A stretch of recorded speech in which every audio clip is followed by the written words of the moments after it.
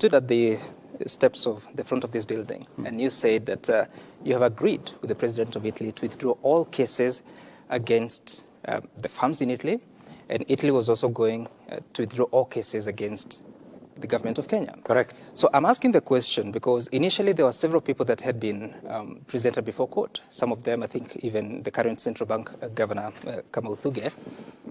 Is there a relationship? Because you said withdrawal will be done. When we talked about... Is there a consequence? No. What we said about the withdrawal was they took us to court in London. We made a counterclaim just to make sure that we are not exposed. Mm-hmm. So when we made the counterclaim, then that's how the case was continuing. So we said, for that matter, they are going to withdraw their case in the arbitration court. We were going to do the same. It had nothing to do with the cases in Kenya because the cases in Kenya were criminal. The cases in the arbitration were contractual. So these were very different cases. So the case has been going on in the Kenyan courts, mention after mention. I mean, and by the way, those cases were going on even before I came to office. They had been there for 3 years, and it hadn't moved 1 inch. Why? Do you think there was any feasibility study done on the two dams? Do you know of any?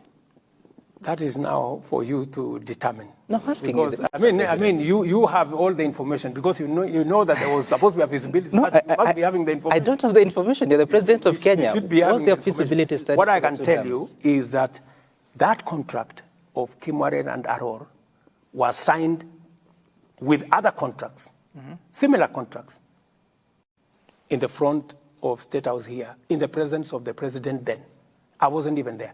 And that's what I'm asking. Those contracts were signed. That's what I'm asking you. Are you aware of any feasibility study for the two? I am aware that the contracts were as legitimate as they were signed. Okay.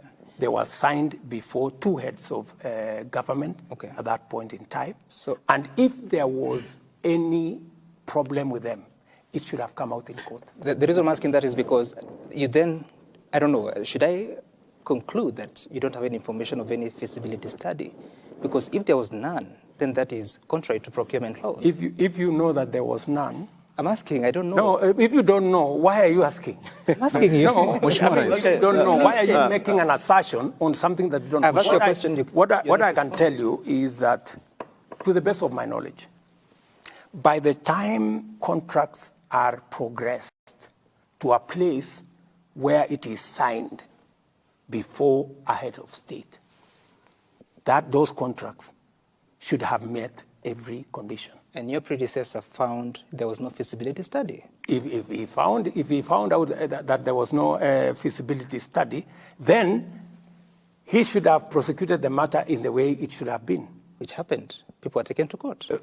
And then where did we end up with the contract? We end up with the government of Kenya. Mheshimiwa Rais,